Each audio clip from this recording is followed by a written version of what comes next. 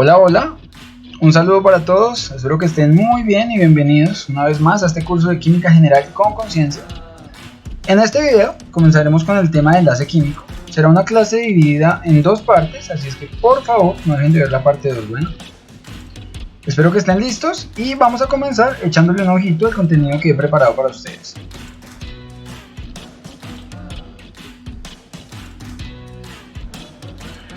Comenzaremos dando una respuesta muy rápida a la pregunta ¿qué es un enlace químico? ¿En qué consisten los símbolos de puntos de Lewis? ¿Qué es el enlace iónico? ¿Qué es el enlace covalente y las estructuras de Lewis? Veremos el concepto de electronegatividad, qué son las estructuras de resonancia y finalmente haremos unos ejercicios para garantizar que el tema visto quede muy claro. Entonces vamos a comenzar, no sin antes invitarlos a suscribirse a mi canal para que juntos sigamos aprendiendo de ciencia con conciencia.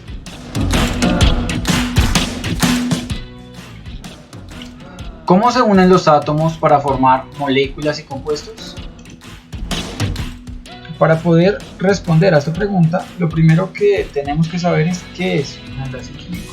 El enlace químico es la fuerza que une a los átomos dentro de las moléculas y compuestos, proporcionándoles estabilidad.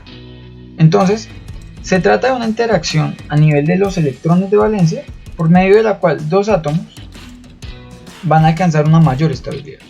El enlace químico puede ser iónico, como en la sal común, covalente o metálico. El enlace metálico consiste en una interacción química entre átomos de un mismo elemento. Sin embargo, es particular de los metales de transición. Y ya que en esta sesión hablaremos principalmente de los grupos representativos, nos vamos a enfocar en el enlace iónico y covalente. También quiero que tengamos en cuenta el concepto de energía de enlace, que se refiere a la energía necesaria para romper un enlace químico. Recordemos que la formación y ruptura de enlaces va a tener lugar durante los cambios químicos de materia.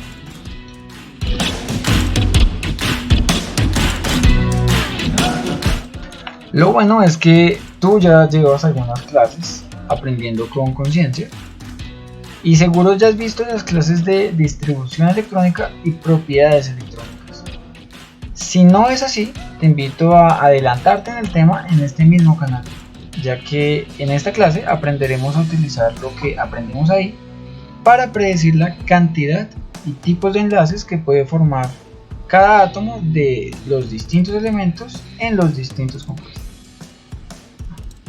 Gilbert Lewis, quien fue un físico-químico nacido en Massachusetts, dijo que los átomos formaban enlaces con el objetivo de alcanzar una configuración isoelectrónica a la de los gases nobles. Al hacer esto, alcanzan una máxima estabilidad. Entonces, en la formación de los enlaces son los electrones de valencia quienes están involucrados.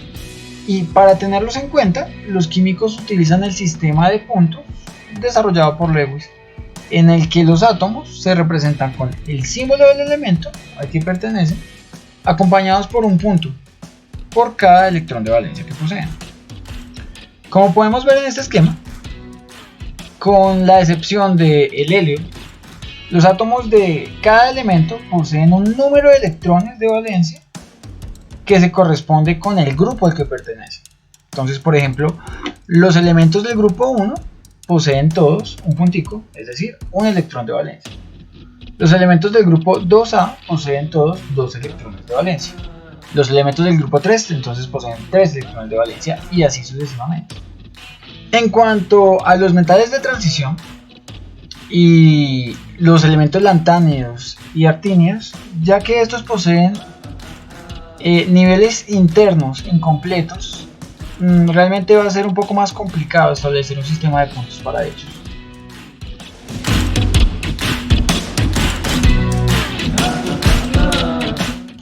El enlace iónico es la fuerza de atracción electrostática que une a los iones dentro de un compuesto iónico.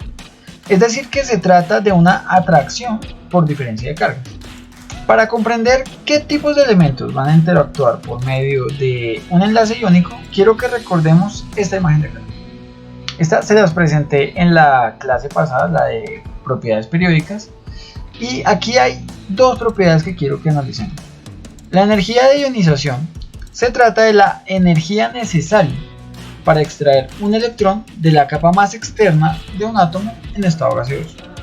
Por otro lado, la afinidad electrónica se trata de la tendencia que tiene un átomo por atraer un electrón extra. Al observar esta imagen, podemos entender que los elementos de los grupos 1A y 2A van a tener una mayor tendencia a perder sus electrones más externos. Al hacer esto van a formar cationes. Del lado contrario, vamos a tener a los halógenos, al igual que al oxígeno, que por su alta afinidad electrónica van a tender a formar aniones. Es por esto que los compuestos iónicos van a estar formados principalmente por cationes provenientes de los grupos 1 y 2A y aniones que pueden venir del oxígeno o de los halógenos en general. Los dos ejemplos que les presento aquí nos permitirán comprender la formación del enlace iónico a partir de su configuración electrónica. Comencemos con la formación del fluoruro de litio. Aquí van a participar el litio y el flúor, obviamente, y abajo de cada uno vamos a encontrar su configuración electrónica. En el caso del litio, tenemos que su único electrón de valencia está en una subcapa 2s, y como su energía de ionización es baja, va a cederlo, formando un catión litio que tiene una carga positiva y que posee la misma configuración electrónica que el elemento helio. Vamos a decir que el catión litio es isoelectrónico con el elemento helio. En cuanto al flúor, vemos que posee 7 punticos, es decir, 7 electrones de valencia. Como su afinidad electrónica es alta, el flúor va a captar el electrón que el litio se dio y va a formar el anión fluoruro, que es el nombre que recibe el anión del flúor, que posee una carga negativa y una configuración isoelectrónica con el elemento neón. Es decir, fíjense que, como dijo Lewis, ambos átomos se enlazaron y alcanzaron una configuración isoelectrónica de gas noble y por tanto una máxima estabilidad. Ahora, así como existen compuestos iónicos en donde la magnitud de las cargas es la misma, como en el fluoruro del litio, en donde vamos a tener una carga positiva por el litio y una carga negativa por el flúor, también vamos a encontrar compuestos en donde la magnitud de las cargas será diferente, como en el cloruro de calcio. En este compuesto, el calcio, que es un elemento del grupo 2A, posee 2 electrones de valencia. Como su energía de ionización es baja, él va a ceder sus 2 electrones. Entonces fíjense, sus 2 electrones están en la subcapa 4s. Al cederlos, él va a alcanzar una configuración que es isoelectrónica con la de otro gas noble, el elemento argón, y va a obtener 2 cargas positivas. Claro, si en su estado elemental es neutro, al perder sus cargas negativas se va a cargar positivamente. Por otro lado, tenemos al elemento cloro, con 7 electrones de valencia, al igual que el elemento flúor, ya que pertenecen al mismo grupo, el de los halógenos, que al ganar un electrón va a alcanzar la configuración electrónica del argón y va a obtener una carga negativa. El anión del cloro se llama cloruro. Ahora, lo que quiero que analicemos aquí es que el cloruro posee una sola carga negativa. Quiero que tengamos en cuenta lo siguiente: los compuestos iónicos son eléctricamente neutros, lo que significa que en ellos el número de cargas positivas y negativas es igual. Entonces, ya que tenemos 2 cargas positivas del elemento calcio, necesariamente vamos a tener que contrarrestarlas con 2 cargas negativas. Y como el cloruro posee una sola carga negativa, necesitaremos 2 cloruros para poderlo contrarrestar y así obtener un compuesto iónico de carga neutra.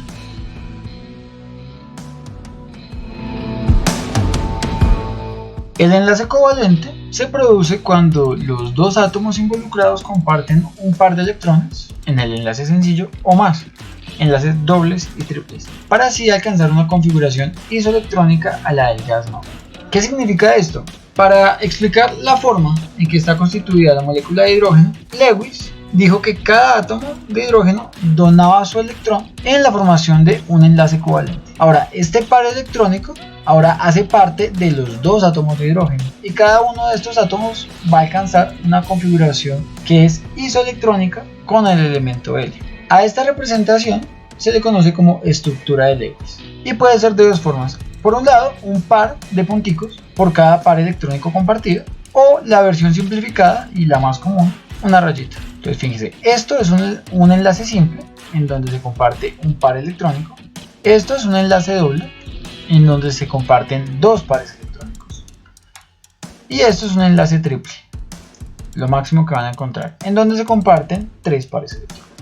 Quiero que analicemos ahora la molécula de cloro, en donde cada átomo de cloro posee 7 electrones de valencia, pero solamente uno, este de aquí, va a ser el que participe en la formación del enlace covalente. Los otros 6 electrones, que como ustedes pueden ver se encuentran agrupados en parejas, se conocen como pares libres y son en realidad pares electrónicos que no participan en la formación de un enlace covalente. Observemos por ejemplo que en el caso del oxígeno este va a poseer dos pares libres. Los que vemos agrupados en parejas son los pares libres. En el caso del nitrógeno vamos a tener un par libre, 3 electrones enlazantes y un par libre. El flúor también es un halógeno como el cloro y posee 3 pares libres. Y finalmente, el átomo de carbono, fijémonos que no posee pares libres. En realidad, en la gran mayoría de moléculas, el carbono va a formar 4 enlaces. El monóxido de carbono viene a ser una excepción, pero en la gran mayoría de moléculas, el carbono va a formar 4 enlaces.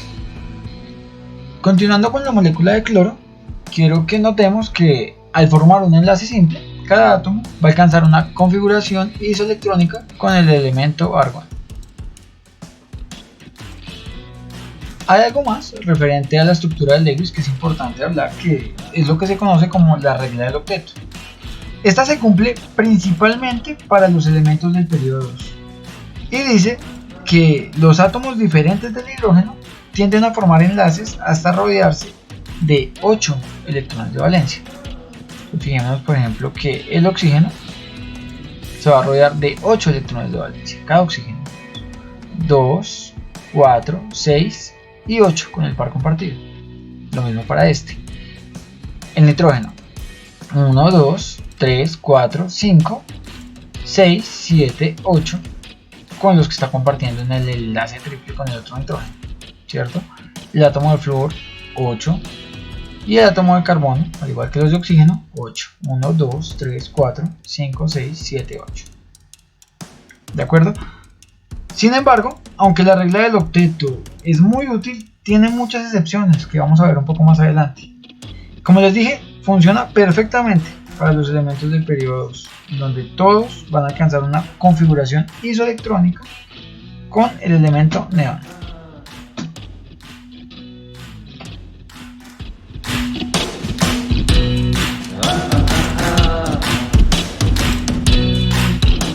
En esta diapositiva les quiero mostrar las diferencias que existen entre las longitudes de los tres tipos de enlace.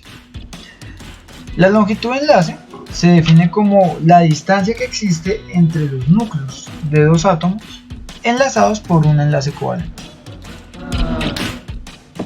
Lo que quiero resaltar es que la longitud de un enlace sencillo es mayor que la de un enlace doble, que a su vez es mayor que la de un enlace triple. Esta diferencia en la longitud está directamente relacionada con la energía de enlace. Entonces aquí vamos a poder deducir que la energía de enlace de un enlace covalente triple es mucho mayor que la del enlace doble y en consecuencia los átomos van a estar más juntos. La longitud de enlace disminuye. Los núcleos atómicos de los dos átomos de carbono en un enlace triple van a estar mucho más cerca. Su longitud de enlace va a ser menor en comparación con el enlace doble. Y a su vez este va a tener una mayor energía de enlace, por tanto sus núcleos van a estar más juntos en comparación con el enlace simple. Y este tipo de particularidades lo vamos a encontrar en todo tipo de enlace covalente.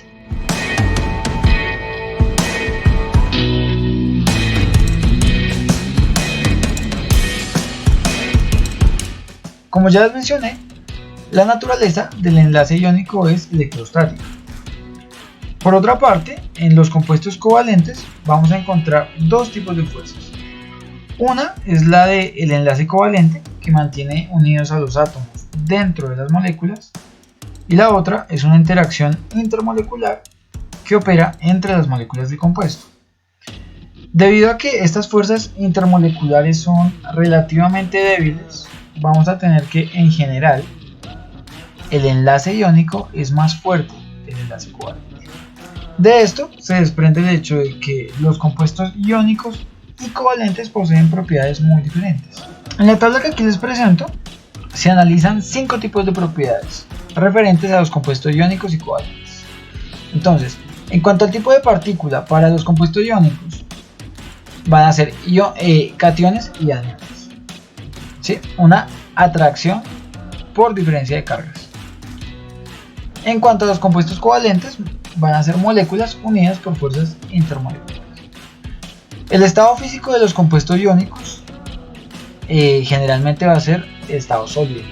Los compuestos iónicos tienen puntos de fusión muy altos y puntos de ebullición muy altos.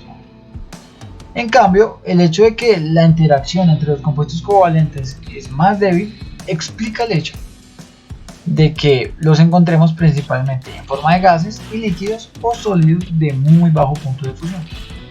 La solubilidad en agua de los compuestos iónicos va a ser alta, muy alta.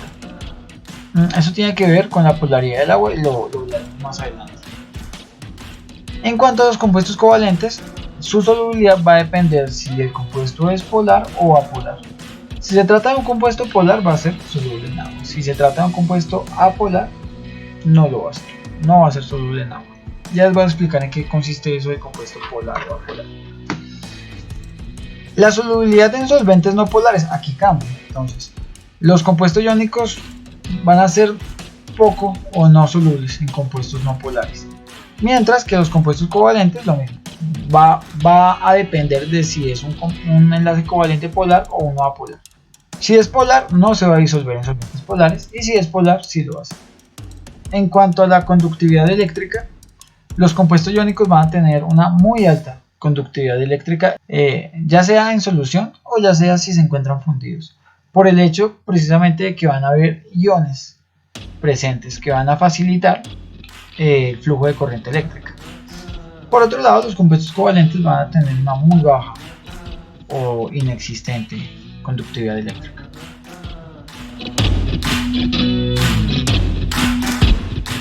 Para tener mayor claridad acerca de si un compuesto es iónico o covalente, es muy útil tener en cuenta la electronegatividad de los elementos.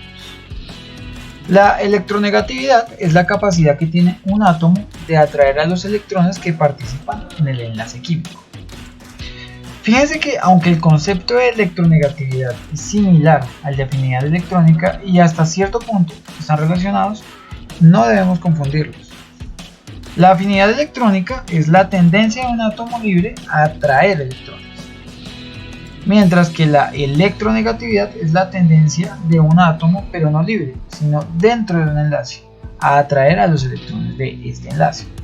Además, la afinidad electrónica es cuantificable de forma experimental, mientras que los valores de electronegatividad de un átomo solo pueden ser estimados en relación a los átomos con los que se puedan enlazar.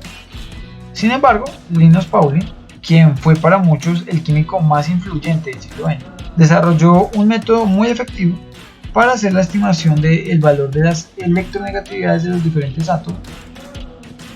Con esos valores es que se puede desarrollar un esquema de tendencia como el que les presento aquí. Entonces, fíjense que al igual que la afinidad electrónica y la energía de ionización, la electronegatividad va a aumentar de abajo hacia arriba y de izquierda a derecha. En la actualidad, se sabe que teniendo en cuenta los valores de electronegatividad, se puede clasificar el tipo de enlace como covalente si la diferencia entre las electronegatividades de los átomos enlazados está entre 0 y 0.4, covalente polar si esa diferencia está entre 0.4 y 1.7, o un enlace iónico si la diferencia de electronegatividades es superior a 1.7. En cuanto a un enlace covalente polar, se trata de aquel en que los electrones compartidos van a pasar mayor tiempo alrededor del núcleo con mayor electronegatividad, generando lo que son polos eléctricos, y de ahí el nombre de enlace polar. Entonces, ya que los electrones del enlace van a pasar mayor tiempo alrededor del núcleo más electronegativo, es aquí en donde se va a formar el polo negativo. Mientras que alrededor del átomo menos electronegativo, entonces se va a establecer el polo positivo. Además, la electronegatividad es un concepto clave para asignar números de oxidación, los cuales nos van a ser muy útiles cuando hablemos de la formulación y nomenclatura de compuestos químicos. Entonces, el número de oxidación es el número de cargas que tendría un átomo si sus electrones de valencia fueran transferidos al átomo más electronegativo con el que forma una molécula. ¿Vale? Lo veremos con mayor detalle cuando veamos nomenclatura.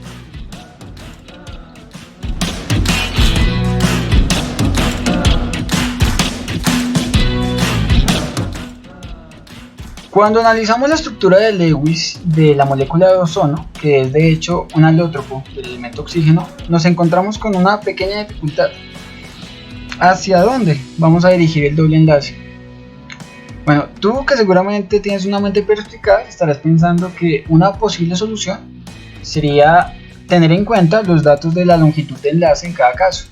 Y pues la longitud de enlace más corta seguramente corresponderá al doble enlace. Sin embargo, los datos experimentales señalan que ambos enlaces tienen una misma longitud de 128 picómetros. Para resolver esta dificultad, los químicos establecieron estas dos estructuras de Lewis, en donde si bien cada una de forma independiente no satisface la estructura real de la molécula de ozono, en conjunto se aproximan bastante. Entonces, vamos a decir que estas son las dos estructuras de resonancia para la molécula de ozono. Siempre que veamos estas flechitas dirigidas en ambas direcciones, sabemos que se refieren a las estructuras de resonancia de una molécula en particular. Pero entonces, ¿qué son las estructuras de resonancia? Son cada una de las estructuras de Lewis que se utilizan para representar a una misma molécula que no puede ser representada a partir de una única estructura de Lewis. Mucho cuidado aquí. Que no puede ser representada a partir de una única estructura de Lewis. Un error muy común es creer que este doble enlace está deslocalizándose constantemente, pasando todo el tiempo de un lado al otro. En realidad no es así. Las estructuras de resonancia en realidad representan una limitación en el modelo de las estructuras de Lewis. Cada vez que encontramos una molécula que no puede ser representada por una única estructura de Lewis, nos vamos a encontrar con estructuras de resonancia. Analicemos el benceno. El benceno es una molécula orgánica que consiste en un anillo de 6 átomos de carbono con 3 enlaces dobles de forma conjugada. ¿Qué posición van a ocupar estos dobles enlaces? Las mediciones experimentales dicen que la longitud de los enlaces de carbono-carbono en la molécula de benceno es de 140 picómetros, es decir, un valor que viene a ser intermedio entre un enlace sencillo y un enlace doble carbono-carbono. Como no podemos decir con exactitud de qué forma van a estar distribuidos los dobles enlaces en la molécula de benceno, surge la necesidad de plantear dos estructuras de resonancia. Fíjense, en el caso del trifluoruro de boro se requieren 3 estructuras de resonancia para explicar cómo van a estar enlazados sus átomos. En realidad, solo quiero que recuerden algo. La resonancia no se trata de una deslocalización de los enlaces. No se trata de que estos dobles enlaces se estén moviendo constantemente, ni aquí, ni aquí, ni aquí, sino que se trata de una invención humana con el objetivo de explicar el comportamiento de ciertas moléculas. Visto esto, vamos a pasar a la sección de ejercicios.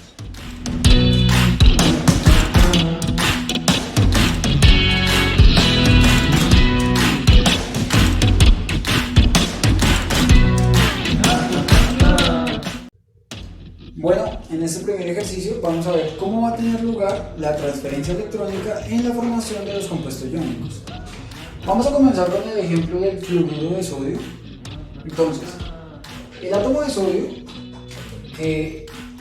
sabemos que el elemento sodio pertenece al grupo de los metales alcalinos y por tanto tiene un electrón de valencia. va a entrar en combinación con el elemento flúor, que es el elemento con mayor afinidad electrónica en la tabla periódica y que hace parte del grupo de los halógenos.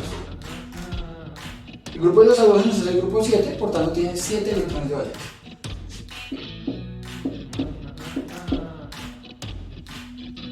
Como el elemento sodio está más a la izquierda, va a tener una baja energía de ionización. Eso implica que va a ceder relativamente fácil su electrón de valencia. Y ya que el flúor tiene una gran afinidad electrónica, va a tender a captar ese electrón. Como consecuencia, lo que vamos a tener es un átomo de sodio cargado positivamente, o más bien un catión sodio con una carga positiva, y un anión flúor o fluoruro con una carga negativa.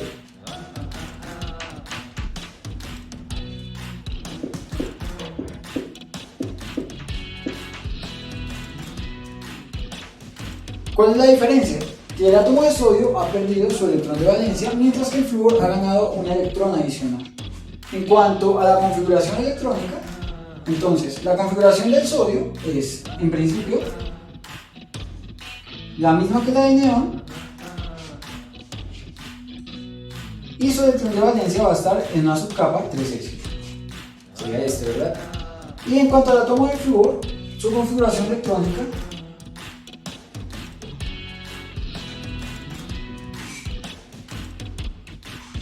estos de aquí serían sus electrones de valencia, sus 7 electrones de valencia, aquellos que están en la capa más externa, en este caso sería la capa 2. En el momento que el sodio pierde su electrón, va a alcanzar la misma configuración que la del neón, queda exactamente igual, ¿verdad? Como si esto se fuera. Y en el caso del flúor, al ganar un electrón extra, también va a igualar a la configuración electrónica del neón. ¿Bien? Es así como va a tener lugar esta transferencia electrónica. En cuanto a la formación del sulfuro de potasio, entonces, en este caso, vamos a tener que van a participar dos átomos de potasio.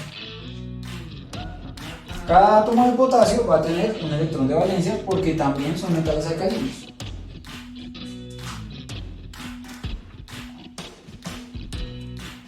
Y el átomo de azufre, que hace parte del grupo 6A, va a tener 6 electrones de valencia. Lo mismo. Como el elemento potasio tiene una baja energía de ionización, cada átomo va a cederlo y va a ser el azufre, que tiene una mayor afinidad electrónica, quien lo va a captar. Entonces, vamos a tener la formación de dos cationes potasio, cada uno con una carga positiva, y un anión sulfuro, cada uno con dos cargas negativas. ¿Sí? ¿Por qué? Porque el azufre capta los dos electrones del átomo de potasio, por tanto obtiene dos cargas negativas. En cuanto a la configuración electrónica, entonces vamos a tener que el potasio en principio tiene la misma configuración que el argón, pero va a tener su electrón de valencia en una subcapa 4s. Y en cuanto al azufre, va a tener la misma configuración que el neón,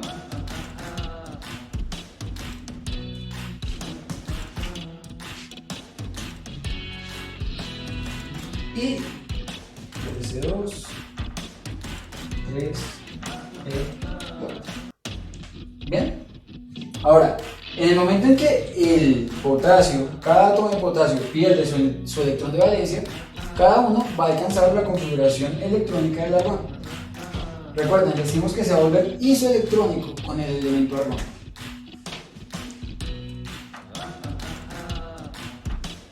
Por otro lado, el átomo de azufre, que está ganando dos cargas negativas extra, va a igualar la configuración electrónica también del argón.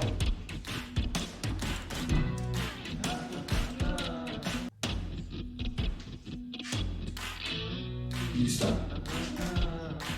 Finalmente, en la formación del óxido de bario, vamos a tener el bario es un elemento alcalino térreo del grupo 2A y por tanto cada uno de sus átomos va a tener dos electrones de valencia.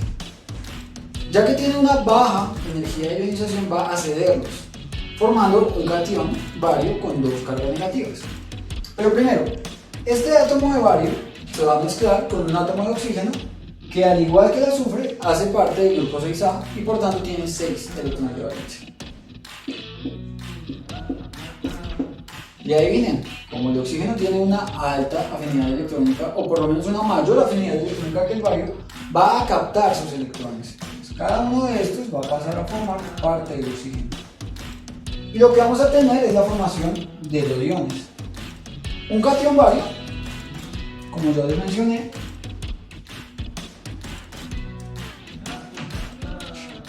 y un anión oxígeno. Recuerden, en los compuestos iónicos, el número de cargas positivas es igual al número de cargas negativas y por tanto se trata de moléculas neutras. En cuanto a la configuración electrónica, la del bario va a ser la misma que la del xenón, que es un gas noble, y sus dos electrones de valencia van a estar en la subcapa 6s.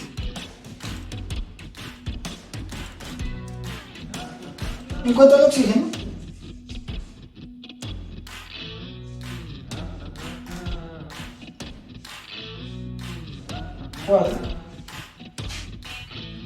sus 6 electrones de valencia van a estar en la subcapa, en la capa 2, en el nivel 2, va a ser su nivel más externo. Ahora, en el momento en que el bario pierde sus 2 electrones y que los cede, va a alcanzar una configuración que es isoelectrónica con el elemento xenón, mientras que el oxígeno, al ganar los 2 electrones, los que toma el bario, alcanza la misma configuración electrónica que el neón, se vuelve isoelectrónico con el elemento neón. ¿Listo?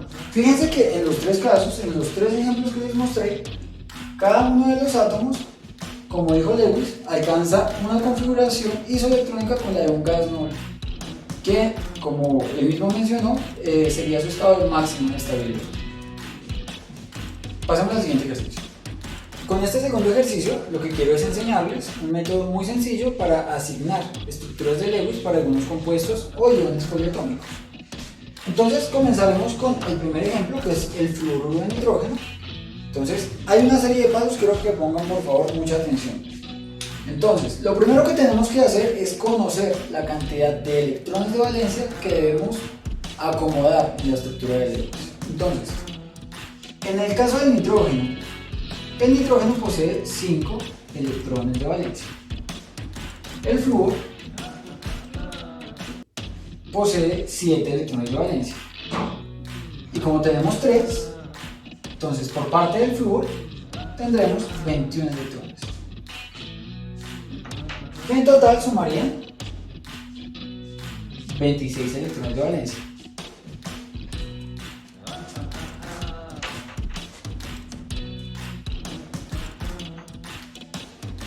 Esto significa que cuando hayamos terminado nuestra estructura, deben haber 26 electrones de valencia acomodados ahí.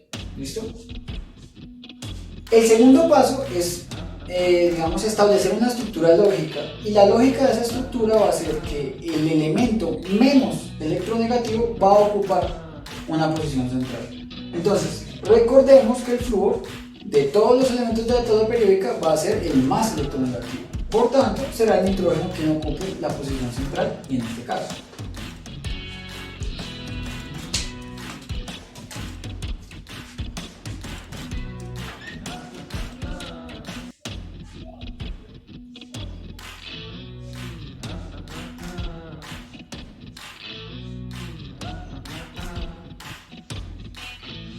Bien.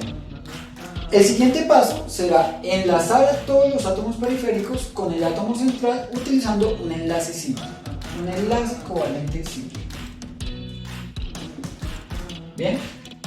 El siguiente paso será completar los octetos de los átomos periféricos.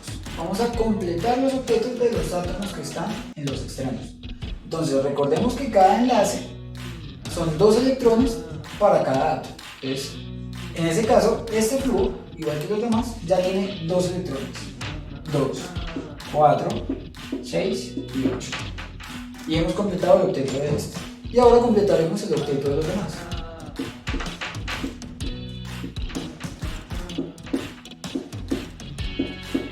Bien, vamos a ver cuántos electrones hemos acomodado hasta el momento. Entonces, en cuanto a pares libres, digamos, pares no enlazantes, 6 por 3, 18, 20, 22, 24, nos faltan 2. Y sabemos que el nitrógeno tiene un par libre, un par no enlazante. Y por tanto, esta va a ser la estructura de Lewis para el fluoruro de nitrógeno. Bien. Por si no ha quedado claro, no se preocupen que tenemos más ejemplos. Entonces pasemos al caso del sulfuro de carbono. Sulfuro de carbono, o más exactamente disulfuro de carbono. Lo mismo, lo primero que vamos a hacer es acomodar. Tenemos que conocer el número de electrones de valencia que debemos acomodar. El carbono sabemos que está en el grupo 4A y por tanto tiene 4 electrones de valencia. El azufre está en el grupo 6A y por tanto tiene 6 electrones de valencia. Y ya que tenemos 2, entonces el azufre aporta 12 electrones de valencia y en total tendremos 16 electrones de valencia. 16 electrones que tenemos que acomodar en nuestra estructura. El paso siguiente será acomodar una estructura con la lógica de que el elemento menos electronegativo tome la posición central, en este caso será el carbono.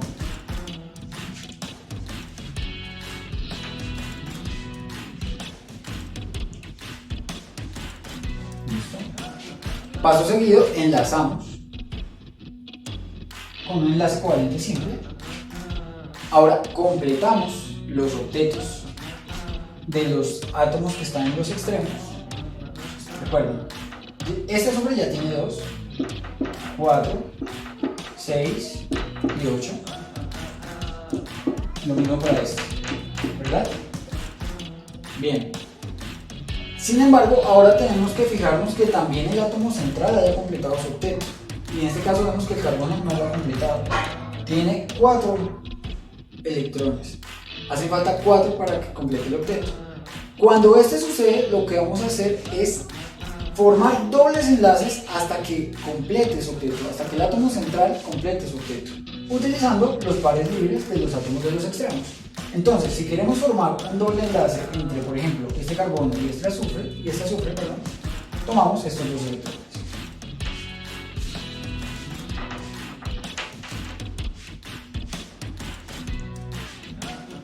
Nos hace falta otro, ¿verdad? Entonces lo haremos con el otro azufre. ¿Listo? Y ya ha completado su octeto. 2, 4, 6, 8. También los azufres tienen su octeto completo, no hay problema. 2, 4, 6 y 8. 2, 4, 6 y 8. Paso final, solamente a manera de verificación, vamos a ver que ya estén acomodados los 16 electrones que teníamos en un principio. Tenemos 2, 4, 6, 8, 10, 12, 14 y 16. Está completa la estructura. Bien, entonces recuerden ese pasito extra. En la estructura anterior, el nitrógeno completó su octeto cuando agregamos los dos pares libres. Entonces, por eso no fue necesario formar dobles enlaces. Pero en este caso, vemos que este pasito adicional nos va a ayudar cuando el átomo central no haya completado su octeto.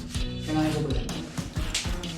Pasemos ahora a la formación de este ion poliatómico, que es el ion carbonato, con 2 electrones extra, porque tiene 2 cargas negativas adicionales.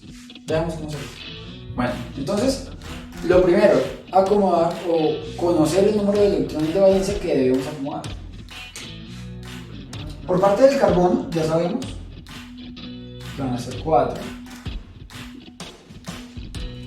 El oxígeno, cada uno va a aportar 6. Y tenemos 3. Entonces son 18. ¿Sí? Entonces, hasta aquí tenemos 22 electrones.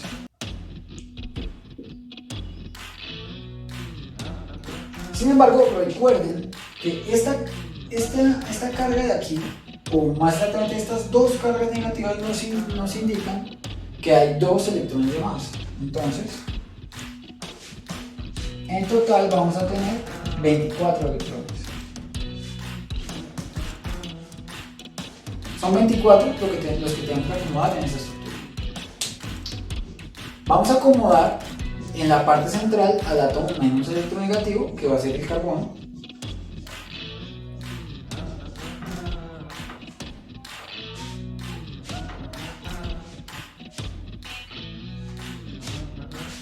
Formamos enlaces simples.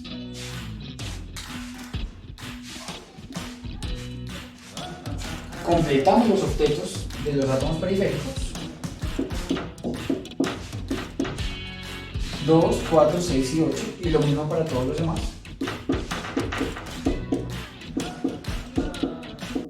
Bien, verifiquemos que el átomo central haya completado su octeto. 2, 4, 6, nos hace falta. ¿Qué debemos hacer? Establecer por lo menos un doble enlace con cualquiera de los átomos de oxígeno. Y aquí hay algo que nos va a servir para analizar la parte de la resonancia, de las estructuras de resonancia. ¿Con cuál de los átomos vamos a formar el doble enlace? Podemos formarlo con este de la derecha. Pues tomamos ese par libre y formamos un doble enlace. Y ahora el átomo de carbono ya ha completado su octeto, 2, 4, 6 y 8. Verifiquemos que estén los 24 electrones de valencia acomodados en la estructura. 2, 4, 6, 8, 10, 12, 14, 16, 18, 20, 22 y 24. Así que la estructura es correcta para el ion carbonato. No olviden adicionar las 2 cargas negativas. Sin embargo, fíjense que así como formamos el doble enlace con este átomo de oxígeno, podemos haberlo formado con este. Así que existe otra estructura de resonancia para esta molécula. Significa que esta estructura como tal no satisface, no explica en su totalidad el ion carbonato. Por eso surge la necesidad de presentar una nueva molécula o una estructura de resonancia.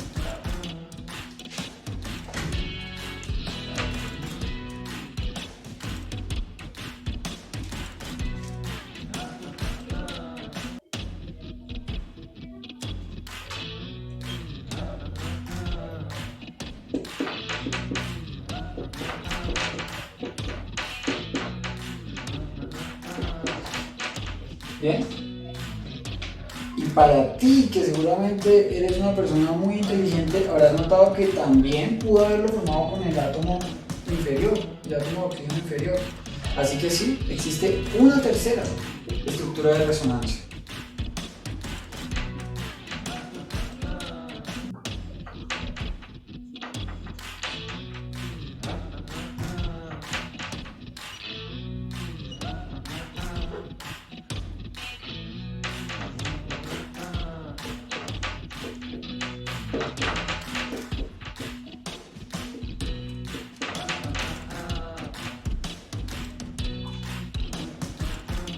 Bien, entonces recuerden, no se trata de que este doble enlace esté constantemente moviéndose de un lado a otro, no.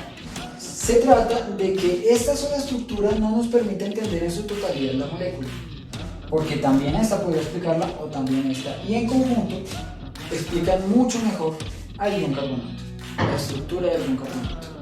Bien, pasemos con nuestro último ejemplo.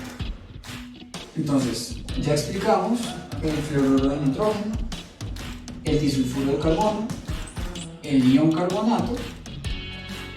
Nos hace falta este ion de acá que se conoce como el ion nitrito.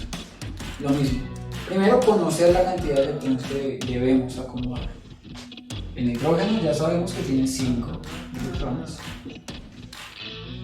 El oxígeno tiene 6 electrones. Y como son 2,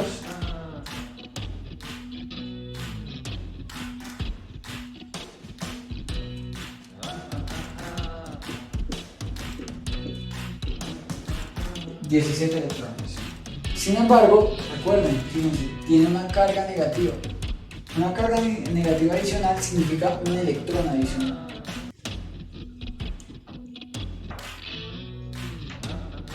significa que en total debemos acomodar 18 electrones. Igualmente vamos a acomodar el átomo central en la parte central del átomo menos electronegativo, que es el nitrógeno.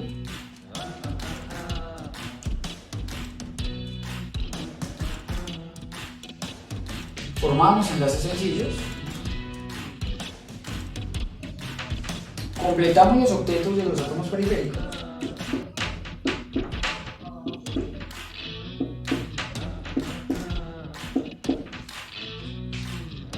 Recordemos que el nitrógeno también tiene un par de hidrógeno. Ok. Y ahora asegurémonos de que todos los átomos hayan completado el octeto. Los oxígenos ya los completaron. Sin embargo, el nitrógeno tiene 2, 4, 6 electrones. Como no ha completado el octeto, lo que debemos hacer es formar dobles enlaces con los átomos periféricos hasta que los complete. En este caso, ¿con cuál vamos a formar? Exactamente. Debemos establecer dos estructuras resonantes. Entonces, podemos usar este par libre para formar un doble enlace. Y en este caso, esta sería la estructura de Lewis para el nitrito. Pero como sabemos que también pudo haberlo formado con este, debemos establecer otra estructura de Lewis que sea resonante.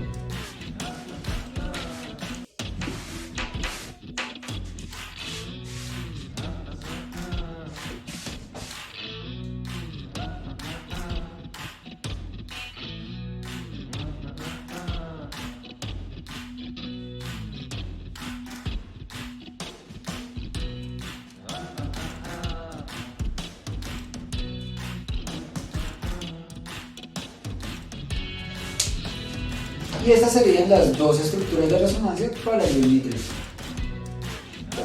Faltaba la carga negativa. ¿Listo? La parte final sería verificar que los 18 electrones que teníamos en un principio hayan quedado acomodados en nuestra estructura. Entonces, en cuanto a pares no enlazantes, tenemos 2, 4, 6, 8, 10, 12. Y con los electrones enlazantes, 14, 16 y 18.